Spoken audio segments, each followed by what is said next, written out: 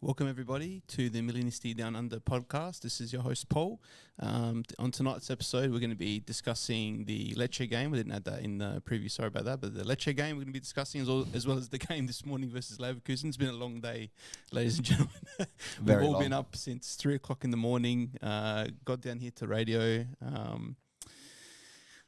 Everyone had a bit of a mixed feelings on the game, and Anyway, we're very, very tired, but we'll get through this episode tonight. So I'm welcoming back Anthony and Luke, two cousins, two big Milanisti. That's all right. And both were here to watch the game this morning. You're both here for Lecce too. You're here every week, I want to say. Yeah. So it's true. Starting with the Lecce game, it's a bit of an after this morning. It's a bit of an afterthought now. It's almost like it's already been done and dusted. We had a hard time even remembering the scoreline. We had to pull it up and who scored. But 3-0 win, 3 goals within, was it 5-6 minutes? Yeah, 5 minutes. Yeah, quick succession. And largely a game where you didn't, it wasn't really that exciting.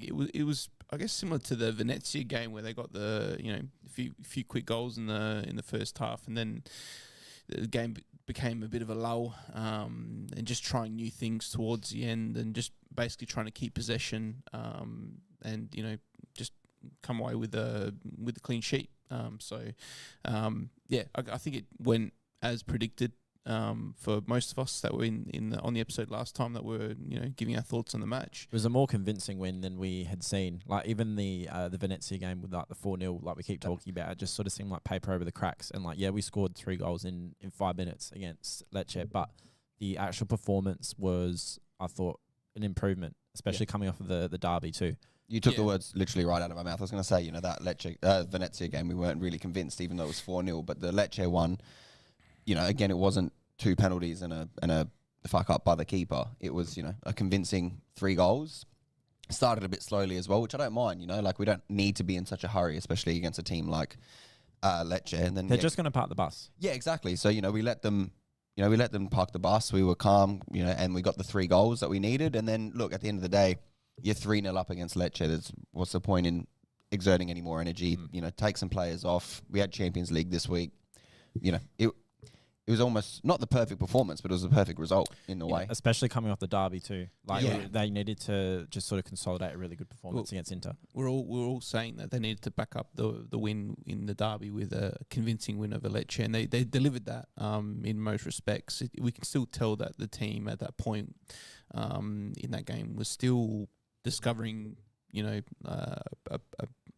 style of play still. So they're still trying things, and I guess now we'll put that game behind us because it was just an it's what's open and close, open and shut. That's open and shut. It's what's expected of them against a team like Lecce. And at that point, 17th place, I think newly promoted too. I'm pretty sure, or not? Yeah, I think they just came up. They just come up as well. So it's another team like like Parma. We should have put away, and they did it in a convincing fashion, which we expected. So coming up to this game, though, not many of us knew what to expect, because for me, I expected from the Leverkusen game I thought it'd be a fight, but I thought it'd be a game. I guess it was in some way similar to, similar to Liverpool, similar to Atalanta, where they're a system-based team. Leverkusen, they play it really well. Xabi Alonso is a good coach. He has definitely implemented a style of play with Leverkusen that is very unique. And like Marco was saying in the last episode, it's hard to sort of think of Leverkusen in any sort of way to do with our history. So it was fresh opposition, and for me, our performance surprised me. I thought that we did a lot better than I thought it was going to be. I thought it was going to be a lot more one-sided. I don't know how they work out the possession stats, because I felt like Leverkusen had 80% possession that game instead of 50-50. But we had a style of play, we had a plan of sorts, and we had our chances. We lost 1-0, but we had our chances.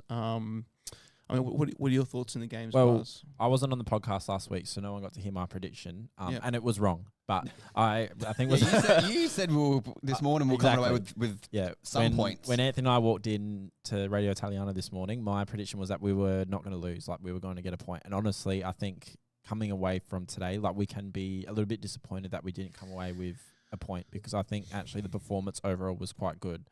Yeah. Especially against a team like Leverkusen, who plays so differently to any team in Italy, and like any team that you play just across Europe in general. And yeah, I mean they've lost once already this year, and we can look back at last season where they went invincible and lost one game in the Europa League final. But you know they're a quality opposition, so we went toe to toe with them really in Germany, with a team that's been going through a lot of criticism. There's been some changes. A lot of things are sort of a bit volatile and up in the air sort of at the moment. And, it's exactly the kind of performance you want to see. Yeah. That's the kind of loss that we should be expecting from this Milan. Yeah, I mean, I'm disappointed. Obviously, I was on the podcast last week saying 4-2, so, a lot less goals than I expected. I think, I'm not going to say we played great or maybe even good. We played well.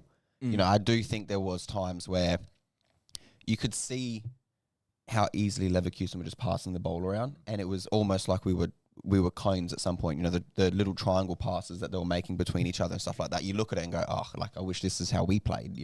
Still, I think it's how we want to play, but we're nowhere near that at all.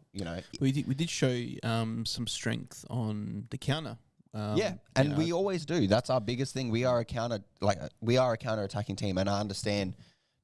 It for me. I know a lot of people say, it's not the flashiest thing in the world. You want to see your team do nice passing, and the way Leverkusen played was great. But I don't know. Maybe I'm a bit of a nostalgia merchant, but I just pump the ball long and try and get on the counter. That's exciting to me. Watching 4 players run at a defense and hope it happens. Yeah. I get people who say, I want to see my team play attractive football, and I'd rather lose 3-2 than win 1-0 and just have the bus part like Allegri or someone. But at the end of the day, we want to see our team win. Whether it's stylish or not doesn't matter. Yeah, it's got to be effective, and the counter's what seems to work for us. I definitely think so, and I think also, again, this morning it wasn't a bad performance that we had at all. I just think it still showed that there's still kind of levels to it as well. Obviously, Leverkusen had a goal ruled off for offside, which it definitely was offside, but that's still two times the ball. Can we just talk about the linesman? Can we talk about the refereeing in general? We'll start with the linesman. I think he's needs fucking blind. Yeah, he needs to go to Specsavers, because some of those calls were absolutely abysmal. Sometimes you find the linesmen are they're like sundials. That's a term used for linesmen, where they because they always hold the flag up like this, don't want to do the other thing, but like this, and they're stuck. Then they look like a sundial. Be careful with that, Paul. Especially because we're live. Yeah, be careful with that. That's the other arm, because you can tell what the time is, because they're standing there with their arm out all the time, calling for offside. But this referee was the opposite, and it's bad, because when you don't call obvious, we would look at these replays, and the linesman was directly in line with play, and he still can't tell what offside was. When that ball goes out for a corner, or someone gets fouled for a free kick, and then they score from that opportunity, it doesn't matter what happened before, does it? Or does it? I mean, I think what I think the thing is that we, especially with linesmen with offsides, right now it's gone to semi-automated offsides. I don't think the linesmen really care about calling it. At the end of the day, if it goes in the back of the net, it's going to get ruled off. They're not putting their flag up unless it's so obvious. Unless they can guarantee it. They're scared that if they put their flag up and it's not offside and they've ruined a goal scoring opportunity, you can't overturn that with VAR. But if they don't put their flag up and it is offside and they score, VAR is just going to change it. So they'd rather not call anything and not make a mistake than make a mistake and then get criticised for it. Well, have you ever been a fan of the VAR? Not particularly VAR, but I do like semi-automated offsides. I think that's a great thing. And the goal line technology. Technology. They're two great ones. And I think VAR, it's not the worst thing in the world. It does help in some cases. It does hinder as well in some cases. I just think they need to find what's actually going to work with VAR and then stick to that. It needs to be more consistent. We see too many times these questionable calls, or ones where they don't even go to VAR. And I'm sure we'll probably get to the controversial foul on Loftus-Cheek in the box that didn't even get a second look in, or the Lecce game where Bartasagi got sent off for a straight red. They didn't even go back and look at whether that was like a warranted red card. It's those sort of calls that you just sort of left scratching your head, like, why is it there if they're not going to use it? But otherwise, I think it's doing its job. Personally, I've never ever been a fan of VAR. I think we mentioned goal line technology, semi-assisted offside, 100% should be used and used to pull back a goal if it directly correlates to the play that resulted in a goal. But I think that what VAR's doing is it's lessening the standard that we see with referees and their decision making. I think in a way, all the technology, having the fourth referee and the people in the room watching monitors and then all that sort of stuff, I think that in a way it's dumbing them down a bit. I think they're not as reliant. They can afford to make a mistake because they can just pull things up on video later on and correct it. I think there was before VAR, there was people knew referees more and knew what their capabilities were and knew who the good ones were and who the ones to use for the big matches and the ones to use for the small matches. Everyone knew who the high profile referees were. But everyone knows the shit ones now in the Premier League, like Mark Oliver and like Anthony Taylor, like the ones that consistently like mess it up. Everyone knows who they are, and you find them being used in international competitions. I think that's FIFA's corruption, but that's a whole nother podcast. Yeah, let's not go down the rabbit hole. There's a few rabbit holes. I will say with the one thing with the Loftus-Cheek penalty, and I do think whether a penalty or it was a foul regardless, whether it was inside the box, outside the box, it was a foul. But also, I don't want to use that as an excuse to be like, oh, well, there was where we should have got the point. It's like, well, we had 17 shots in that game. No, we were unlucky with some of it, but also there was some chances. I can't remember. There was the Rangers one as well. Was that a header? Well, no. Who had the header straight at the keeper? Maybe Morata. Yeah, I think Morata. Maybe. Morata. Yeah, it was right in front of goal. Anywhere else she put that, it's going in, and it was straight at the keeper. Then you had Reinders, who must have been doing an objective in FIFA 25, and he couldn't score. Someone else had to because the dude assist objective. Yeah, he had an assist objective. He's like, I'm not shooting. TG, we give you permission to shoot. All right, yeah, just fucking shoot. And then when he finally did, it was the worst shot I've ever seen because the keeper didn't even try and save it. He just flew it, like put his arms out. Left foot. He wasn't. He's not left footed. No, right. But also he was literally from me to the camera and at the goal. Yeah, no, he could have. But just put it anywhere. But it's like with Loftus-Cheek as well. His shot through the box there in the scuffle or whatever. But we were unlucky. Like, I mean, but we also need to finish those. Like, we're unlucky, but also finish your fucking chances. But how unlucky were we? Because there was two contentious calls that could have been penalties. There was one, for me, it should have been a send-off when that is a Tapsoba. Yeah, Tapsoba. Yeah, the hand straight in the face. Yeah, that was ridiculous. I mean, like, that to me was pretty malicious and should have been at least a yellow, and the referee was right there. So stuff like that happens. And then also, like, Taylor hitting the crossbar and us not getting the rebound. And even Morata with that slide tackle on Hiradeki. And honestly, 10 that ball could have gone anywhere. That ball could have went anywhere. And literally anywhere. And like 9 times out of 10, that would have gone directly in the net because Morata was... When he slide tackled, his foot was going to the right. He was going to the goal. He was going in the goal. Yeah, so the ball just didn't. That's a miracle. Like, it's actually a miracle that we didn't come away with a point, at least in this game. Yeah, definitely. With the chance we had. So they did have chances though. Like, they did. Let's give Leverkusen, Mignon and Magnon, who had a really, really good game. Because they did have a few chances that they played balls into the box that went. I still think they were the better team. They were the better team. Mike Mannion. Mike Mannion. That was a little thing from this morning. What was the other one as well? Milan. Pulisic. Milan. Pulisic. Fucking hell. But yeah, look, I still think they were the better team. It wasn't as one-sided as I thought it was going to be. Can we go on to the shitters? The two shitters that I want to talk about from the game? Let's get started. Let's get controversial. All right, the first one we'll all agree on is Emerson. Fucking, I'm not even going to call him Royale because he's a fucking piece of shit. Or as he was referred to this morning, he was referred to by many names. It was Casino Royale, Chicken Royale, and then Clash Royale. I put in the chat after. I'm not sure you saw, but the way that his name came about was from a. Did you see what I wrote? Oh, yeah, something about because he cried with his mouth open or some shit. It's something like his auntie gave him that nickname because there was a particular candy in Brazil or whatever called Royale, and there was a character with that candy, like a mascot, and it had a really big mouth, and whenever Emerson full name. Whatever the fuck his name is.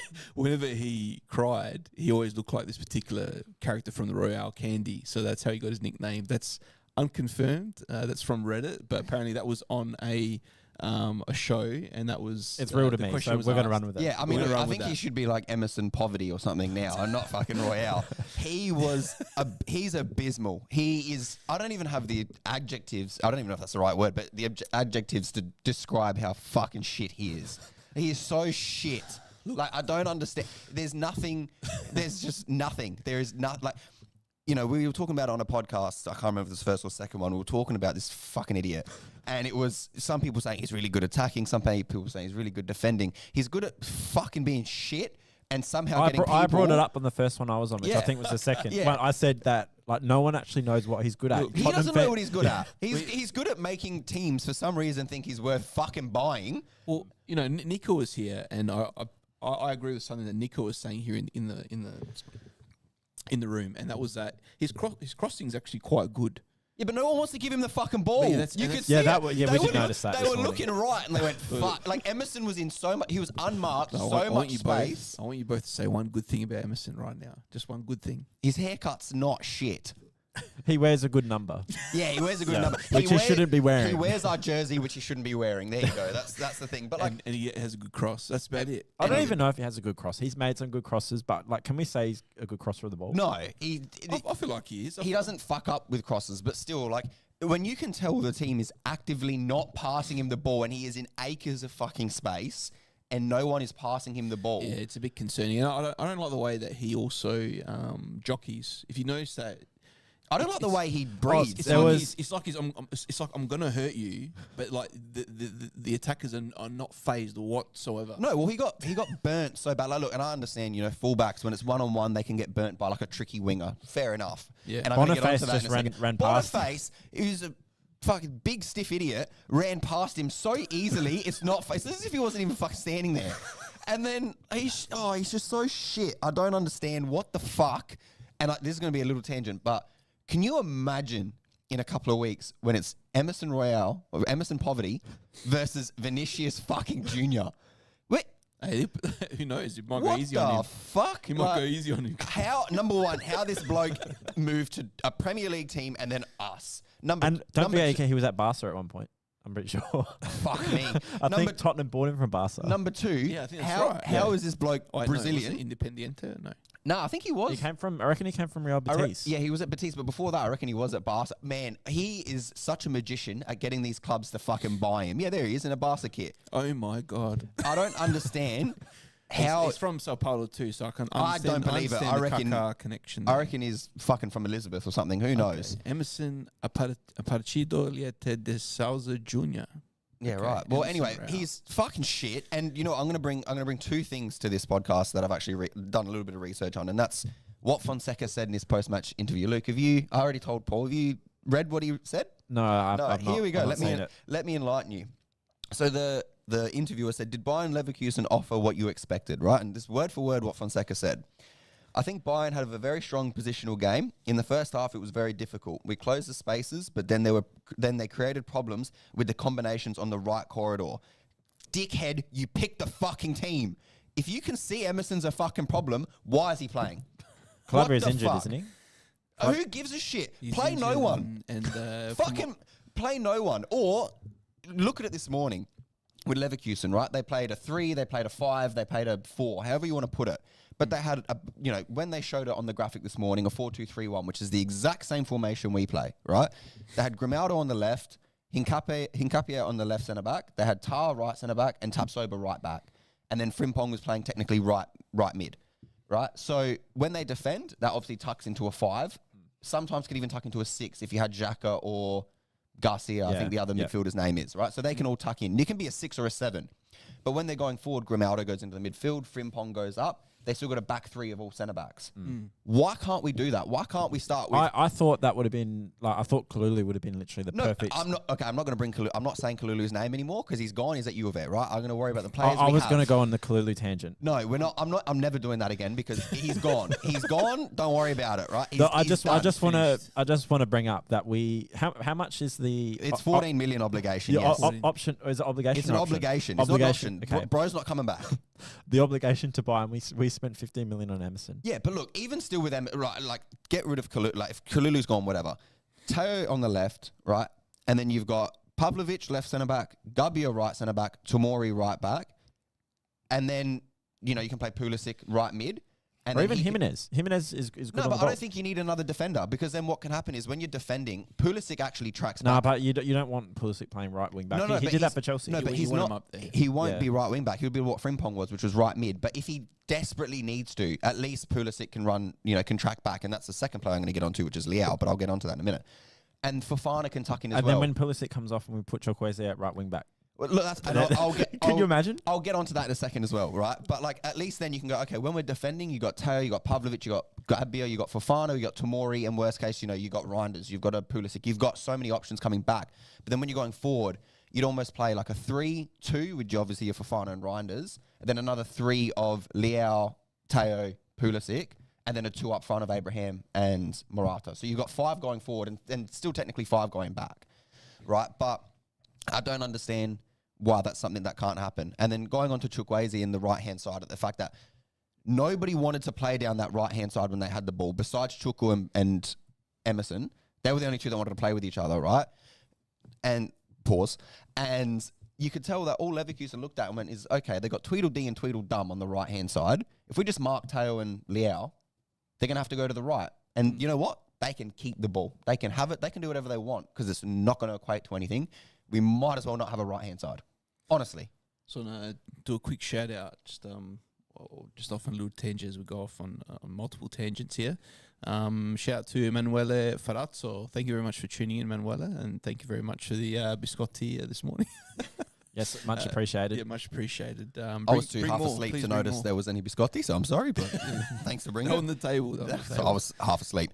Perfect for a coffee. But yeah, I think going from what you're saying, so we have to use fullbacks. Okay, we have to. And maybe in the last and worst case, Fonseca starts trialing, maybe not Pavlovic, but maybe Tomori because he's quick. Tomori should be the right back. But at the same time, like, does he want to play right back?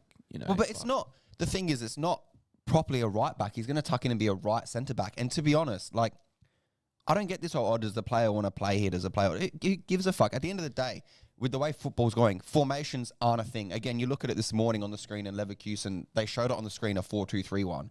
But again... It's not. It's anything... It's not. When they're defending, it's a 5-back. When they're going forward, it's a 3-back. Like, it changes. It's fluid. You look at Motta and he looks at the fucking formation the other way and it's a 2-7-2. Like, formations and positions, I can understand if you've got, a left-footed centre-back, you'd want to play them on the left, right?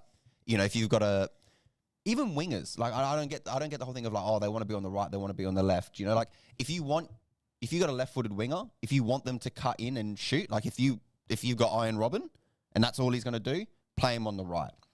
But at the end of the day, these are professional footballers.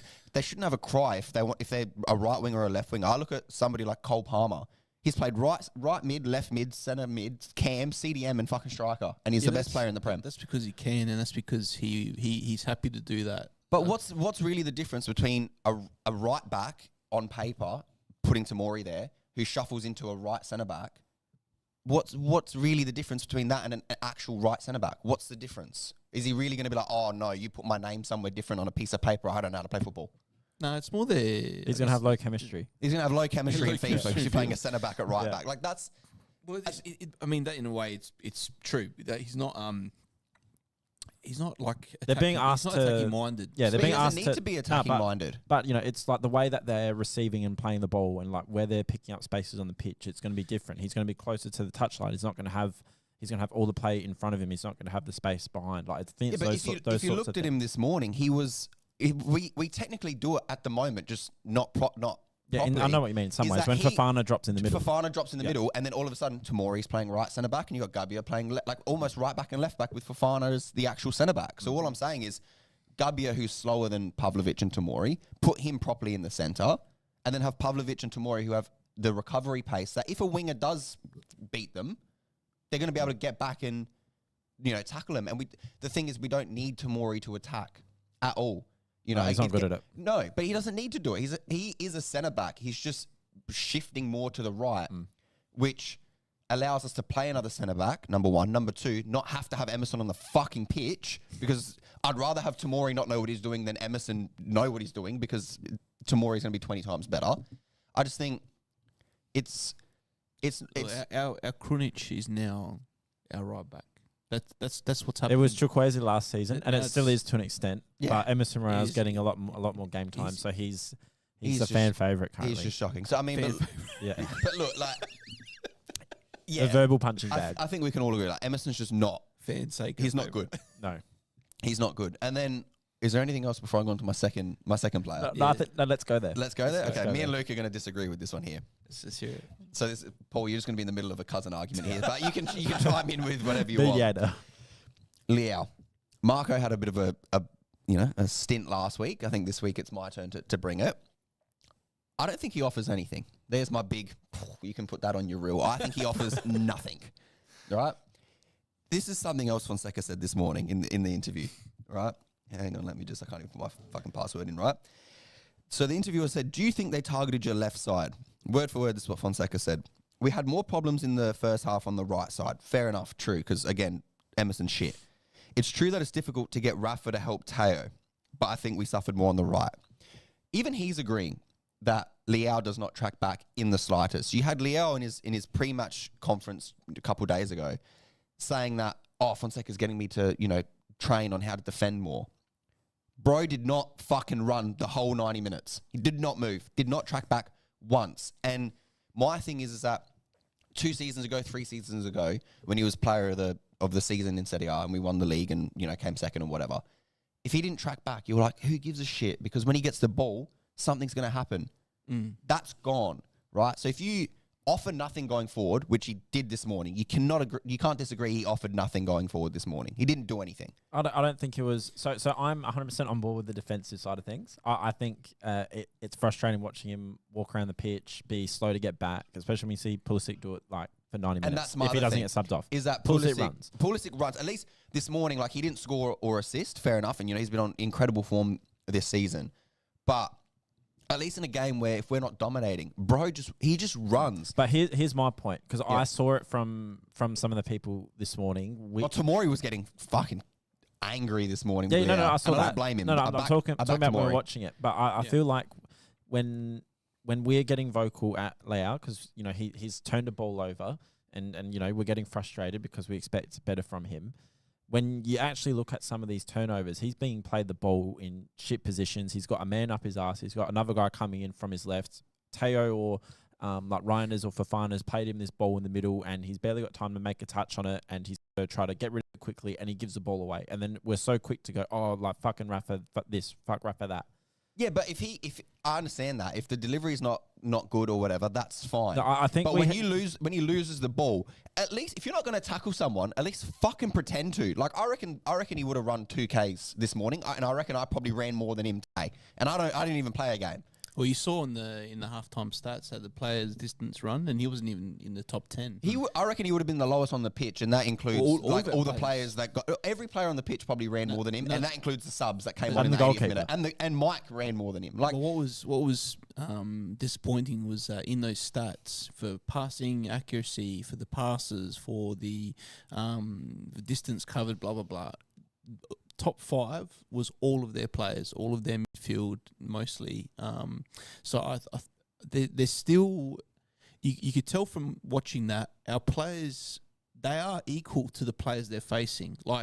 We are a match for that team, but the application, the attitude, desire, the enthusiasm, it just hasn't hit that level yet where they want to play a dominating style of football, where they can just roll over anyone. I think they have they definitely have the capability and the talent to do it. And I think they are getting better slowly. But yeah, we're nitpicking because we see clear issues. I don't think the Leao argument's nitpicking. I don't think he's been good. I don't. This isn't the same Leao from the Scudetto season or the season after, right? It's not even the Leao of last season. Yeah, I can agree 100%, but he's definitely being held to a different standard because, like I said, there's balls being played into him that he can't do anything with, that he turns over, and then everyone's getting on his case rather than the person who's played the shit pass and put him in trouble. There's times he's on a counter and we see him start running. We get excited because we've seen him do it time and time again. And he stops the play and turns around and everyone has a goal in for slowing the counter. He slows down our But when you look counterattacks. at it, there's nowhere for him to go. And just fucking run. But this is the thing is that those 2-3 seasons where he was really, really good, like I would rather him, if he's going to lose possession, I would much rather him lose it higher up the pitch. Just run to the byline. But then we've seen where he goes on a run and he tries to take his man on. He gets sort of boxed into a corner, can't go anywhere. They've got all this space to try to contain him, and he gives the ball away. And then everyone's going, "Oh, fucking Rafa, you can't even beat your man anymore." Yeah, I know, but he doesn't even. My issue is he doesn't even try anymore to beat his man. Honestly, He did it. I thought he did it a few times this morning. Nah, he didn't. No, he did. Like the other team was showing him how it's done. Basically, you're right. He doesn't. I think it's really hard for him to isolate now. Like when he gets the ball, it's not just one person he has to beat. It's always like 2 or 3, and they just box him out. Yeah, but he doesn't even want to. And this is the difference when we are sitting here saying he's a world class player. Because I asked all of us last week whether or not he was a world class player. We said no, and I don't think he is. But again, he had 2 really good seasons with 22, 23 years old. He's 25 now, almost 26. He should be stepping up. And instead, he's not getting better. He's getting worse. And I'm worried that he's going to be one of those players that never actually takes the next step. I don't think he will. And everyone's just going to talk about the couple good years he's had, and he's never going to be this superstar that he really should be. I think has the talent to be. I think the best thing that he does do, and this is the one thing, but again, it's not something he actually does. It's just something that happens. Is because it's Leao and it's his name. He draws 2 or 3 defenders, and I think that's what helps Pulisic on the other side. So I'm not going to take that away from him, but also again, it's just the name. Like I think sooner or later, the opponents are going to be like, we don't really need 2 people on Leao. We might need 2 people on Pulisic because. You know, he's got 6 or 7 goal involvements so far this season, right? And I looked at Leao, and look, his goal and assists this season, like, don't sound terrible, right? You know, we've played, 8 games now? I think he's still one of the top 3 or 4 players in Serie A for assists, I think. Yeah, so he's got 1 goal, 3 assists. Yeah, the output's been good. The performance haven't been amazing. Yeah, but in saying that, output's been good, sure, on the numbers-wise. He scored against Lazio, right, which is a game that we drew. Good. That's a good, good team. He scored. His other 3 assists came at Lecce, Monza, and Parma. 3 relegated teams. He didn't do anything against Inter. No goals, no assists. Didn't do anything against Liverpool. Didn't do anything this morning. I just don't think he's at a high enough level anymore. And I think, we always sit here and go, oh yeah, but when Leao's on, when he's a 10 for those 10 minutes, he's unplayable. When was the last time you looked at it and go, wow, that was an insane game from Leao? When can you honestly think of the last time that happened? Well, since we're speaking like this about him, like, do you think we'll come to the Fiorentina game now, do you think that they bench him again? Nah, they won't bench him. I think they should. But I think they've done that experiment and they're not going to. No, they're not going to. Fonseca won't do it again. The experiment was successful because he scored straight away. So does he need like a bit of, fire up his butt, basically? I mean, I actually think the team... He gave him captaincy. I think he's past benching him now. Yeah, and I think, although I will say, I do think the team would actually play better without Leao, simply because, like, if you put Okafor there, again, we've seen when he's on, he's not as technically good, and he might not be a 10, but I've said it week on week now, Pulisic is a minimum 7 every single game because he tries so hard every single minute. I would much rather a 6 out of 10 every single week on the other side as well than Leao, who's is either a 0 or a 10, but we haven't seen the 10 in this season at all. And I can't remember the last season. I agree. Oh, the PSG game, I think last year, he was very good. Dude, that was a year ago. I know. It was literally a year ago. It was Champions League third game. He should be benched again. He should be basically Look, the way I see it, if we play Okafor on the left, then it gives teams like another thing to worry about. Like it's a new, different style to play. He's a player that hasn't been seen very often. He does like to run out defense. He's a big, strong, powerful type player.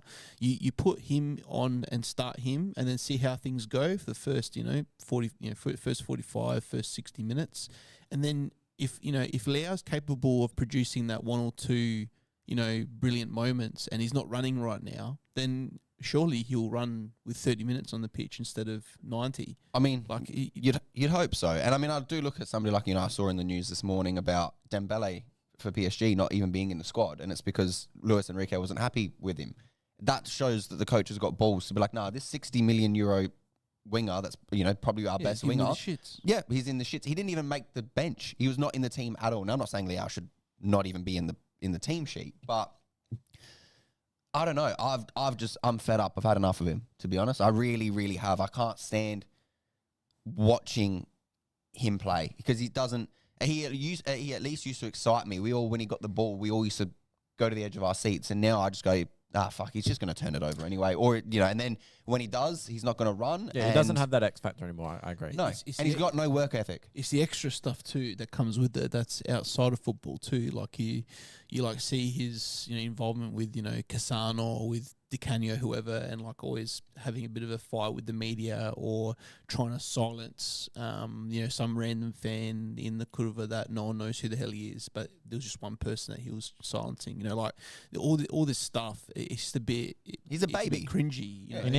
The problem is he's not really backed it up. No, he needs to grow up, and he needs to actually focus on his football and just try. That's all it is. It's just try. Again, if we're going to lose a game like this morning, I rate that Pulisic had so much more of a better game, even though, again, no goals, no assists, than Leao, who got no goals, no assists. But at least every time it went on that side, and I don't blame Pulisic as well for the defending on that side, because look at the fucking right back. But, at least he tracks back. At least he tries. You don't see him just fucking walking all the time. Let's try and now switch it to a bit more of a positive note. I do want to talk about who I think was my man of the match, at least on our side. Fofana? Yeah, I was going to say Fofana. I think Mike's up there too, but I think Fofana had probably his best game in a Milan shirt. He did give the ball away a few times, make a few sort of wayward passes, sort of played into pressure a bit. But I think overall we saw actually the quality that he has, and I was really impressed with how he could actually carry the ball forward, like from deeper positions. Yeah, and the way he was linking up, the way he was breaking up play, like that's exactly what we wanted to see, and it was against a good opposition. It wasn't just a newly promoted team in the league. Yeah, definitely. And I mean, I think we always will see, and I think I said it last week or the week before, I think you always will see a little bit of like the wayward passes that he'll do.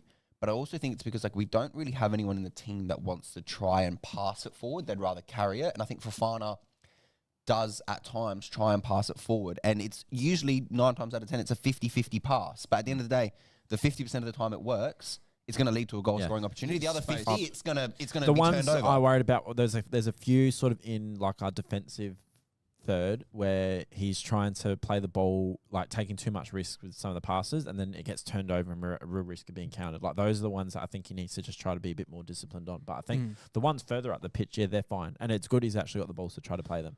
All right, so Fofana, for me, I'm going to go with Morata. I mean, coming on and visibly causing problems, almost getting a goal from chasing down a keeper. I mean, when was the last time you saw a Milan forward chase down and almost... Well, Giroud used to roll over there in his wheelchair. Don't. I don't want to hear that name anymore. I'm going to ban 2 names. Giroud, fucking Kalulu. I don't want to hear about him anymore. Anyway, Morata is definitely someone from the first time that we saw him as fans. I think I speak for every fan, every Milanisti, is that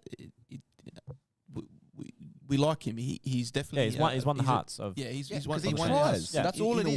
In the warm up, he won our hearts before he even came on the pitch, because you can see him, his enthusiasm, his motivation. It's infectious.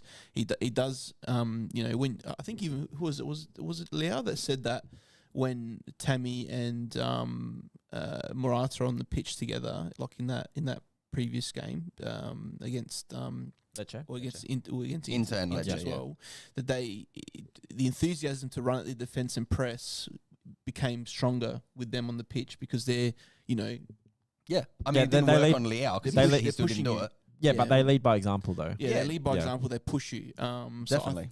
I really like Morata. And any time I've seen him on the pitch so far, it's been a bit of a blessing really because we haven't had someone like that up front for a long He time. makes positive impact. Yeah, definitely. for I just sure. need him to score 13 more goals this season. Morata, please, for the love of God, 13 more goals. I think he can do it. I think so too. And who for you was the man of the match? Oh, it was Fofana, 100% Fofana. Fofana. He was just a different level this morning. Absolute different level this morning. Yeah, he's definitely growing on us too. So like the new signings that have come in, they have been improving. Apart from Except for Emerson. Really, Emerson has improved a little bit, but No, he hasn't. No, he No, hasn't. no, Paul, No, come on. No, on, Paul, cut.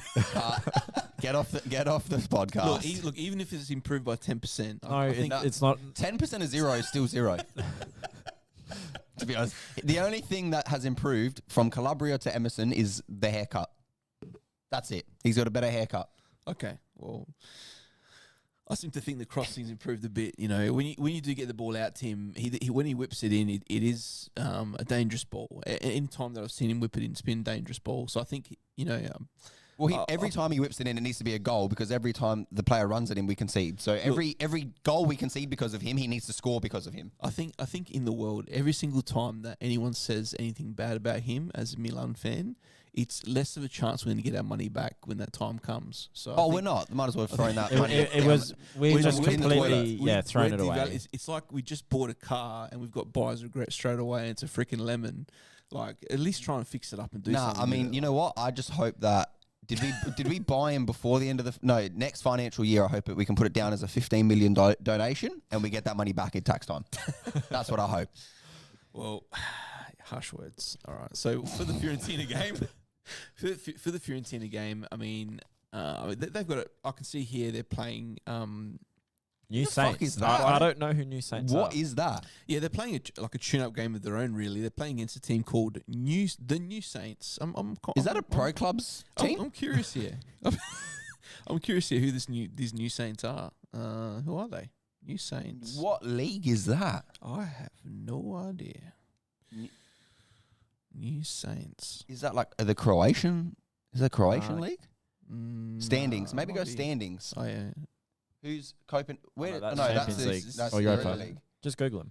Who the fuck is New Saints? Yeah, just Google. I'm using Bing. That's why it's so bad. But anyway, yeah. With the Fiorentina game, how are we feeling? What are we thinking? It should. I mean, it should be a win as well. Yeah, I think so. What is that? The Welsh Premier League?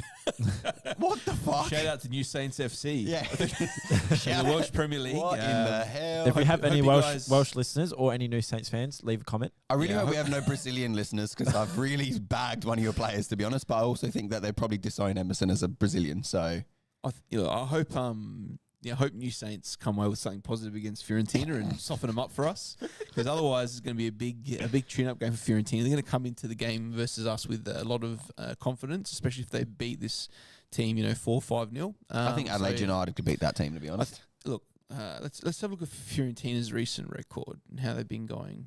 To be honest, I think they've been going okay in Serie A. I mean, they're a team They're, that they're always a tough team. Yeah, they're a tough though. team. It's Fiorentina. It's a it's in reunion. Florence. Like, Yeah. it's not going to be the easiest game in the world, but I definitely think it's one that we should win. And if we want to keep on this trajectory as well, I think we probably should. Again, I'll say it like I say every week, it's a must win.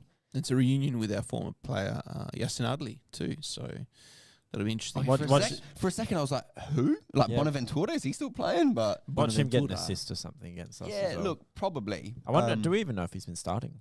No, he did come on once and get an assist last week or the week before. But apparently he had a really good game when he came on. But, Well, take it with a grain. I think it was against Lazio, maybe it was the game that Adli assisted, I think. Well, it looks like they've been playing quite well from the looks of the results here. So they lost 3-2 to Atalanta, which is always a tough match. They beat Lazio 2-1, which we couldn't manage. And then they drew to Empoli, which I know Empoli is unbeaten in Serie A so far with... It's 4 draws and 2 wins, which is actually And quite amazing. They drew to Um, Monza as well. So, I mean, Yeah. they're very tops and like topsy-turvy. I mean, and we don't know what, we might get the Fiorentina that beat Lazio, we might get the Fiorentina that drew with Monza. Who knows? But I hope we don't get the Fiorentina that beat New Saints. So I think that's going to happen. But, I mean, look, at the end of the day, if we come out and, play like we did this morning, I think we'll definitely get a result. I'll be interested to see if Abraham and Morata both start. I'm going to assume they should. Well, they did... what was it Morata? Sorry, not Morata. Tammy in the game this morning, he pulled up a bit. Hurt his shoulder. Yeah, with his shoulder. But I mean, he came back on after half time. So I'm going to assume and he played an extra 15 minutes after half time. So I'm going to assume he's all right. But I mean, I still think even if we don't play with the two strikers, I think we should probably still get the job done. I would say. I think Morata will probably start. I think it might be one we might see like Jovic. Why would you say that on this thing? Why would you bring that into the air? Just because he played for Fiorentina, or no? Because think about it. This is something I think actually we're going to have a bit of a struggle with. Is that if we're going to start to play this two-striker formation, we're going to have to manage the depth. Cousins, I said this last week. We have to manage the depth. Yeah, but in it's almost like I was listening. Did you listen? I did. You really like my opinions, don't you? Right, in saying that though, we don't have Champions League for another 3 weeks now against Bruges, so we're going back to one game a week. Yeah, but isn't there's an international break coming up? Yeah, it is. I have no idea. I don't keep up with these fucking international breaks. But anyway, this is the game for the international break. So just before we go, what are your predictions for Fiorentina game then? 2-1 win. 2-1 win. Very nice. Yeah. I'm actually going to predict a win for the first time on this podcast. I'm going to say 3-1 Morata hat trick. No, just because I really fucking need it to happen. Wow. Look, that's not going to happen. I think no. Hold on. Let's. I'm going to. Positive and you shit on it. I'm going to make a bet on Amundo's behalf. Oh fuck! Because he's got the bet here. If Morata scores a hat trick on Monday morning for us, then Amundo has to run down Port Road naked. He's not going to come here. No. But next time he comes to a game, we'll make him run down Port Road naked. How about you run down Port Road naked? I don't think so. So you're making this bet for him on his behalf. On his behalf. On his behalf. He would accept something like this? I think so. I know my cousin. Yeah, I think so too. Yeah, I'd probably be able to get him to do it, to be fair. All right. Well, but yeah, I reckon 3-1. It'll be Morata with 3, and I reckon it'll be 1 penalty, 2 open play, and I reckon the 2 open play will be Pulisic assists. I reckon. I'm calling it. I'm going to say... Look, I really don't know who's going to win this game. I want to say we're going to win. No, I feel like a team's going to reach 3 goals. So I'm going to say, 3-2 win for us. Cool. I think it's going to be a high-scoring game. Wait, did I say 3-0 or 3-1? No, 3-1. Okay, yeah, no, cool. I'm just making 3-1. sure. Yep. Oh, yeah, I think we're going to win 3-2. I think it's going to be a pretty close game. I think the team's going to be locked at 2 at some point. I just got to feel, whenever we play Fiorentina, it's always a bit of a funny game. It's always a good game to watch. But it's always a bit of a funny game with quite a few goals from what I've remembered in the last times we played them. So, yeah. And I think the player of the game is probably going to be, I'm going to say Pulisic. Yeah, it's been pretty easy. Safe bet. Pretty easy call last few weeks. So he's going to. How about a new one? Flop of the match. I'll go first. Well, I'll be calling that Leao will get himself a goal. Leao goal. Yeah, I was going to say Leao was going to be flop of the game. I'll go with the easy option. It'd be good old right back Emerson Royale. Yeah, I was going to do that, but Emerson Royale will win the penalty. They wins us the game. I think he'll give away the penalty that we can see on. All right, guys. Let's wrap it up there, okay? So look, we're going to be seeing the international break, so we won't be covering anything for that week. Wait, I'm sorry. I'm just going to cut you off a real quick thing. I just realised that we just want a whole podcast without discussing Fonseca's future at the club. Because at the moment he's safe. He's safe. Definitely. It just feels weird. I don't know. I feel like I don't feel weird because it's exactly what I expected. You guys all thought, new coaches were coming in, Terzic and bloody... No, we weren't Terzic. We were Team Tuchel. Yeah, Team Tuchel. Two-time Tommy Tuchel. Now he's going to go to fucking Man United probably, but anyway. Yeah, he's going to do shit there too. Yeah, anyway. I heard it's going to be him or Allegri at United. Imagine Allegri on the bench at United. That'd be a weird sight. Don't think I'd ever see him in the Prem, to be honest. But I mean, can't be. I always thought he'd be the perfect fit for Chelsea. Yeah, 2 hours you watch. He's a Chelsea manager. Yeah, but it's better than fucking watching Ten Hag. Ten Hag's got no idea either. Got no fucking idea. Anyway, we hate EPL, so let's not talk about it. So, guys, thank you very much for watching and listening. I want to thank GTF, Guardian Temporary Fencing, and I want to thank PPG, Prospect Painting Group, and I also want to thank Dante's Deli for sponsoring us. Thank you very much, guys, for your continued support. And our next game is going to be versus Fiorentina, and the game is going to be on the 7th of October, and you've got daylight savings kicking in, so 5:15 a.m. is going to be kickoff. Public holiday as well. Yeah, very nice. So get your get your bums down to Radio Italiana. Ooh, Yeah. Pause. Is it a public holiday? Yeah, it is. Monday's public holiday. Yeah, It's not Friday? For No, some it's reason? Monday. I No, think it's it's Monday. Friday. it's always Monday. It's always Monday. Okay, we'll see you there. Paul's not going to work on No, Friday. actually, I'm working on the public holiday coming up, so it must be Monday. I just don't know. Anyway, it's been a long day, guys. Anyway, thank you very much for watching. We'll see you next week. We'll see how we go next week, but we'll see you next week unless we put something on social media. Thank you very much for watching. Please like and subscribe, and we'll see you next time. Thanks, guys. See you later, Bye. everyone. Thank you. Bye.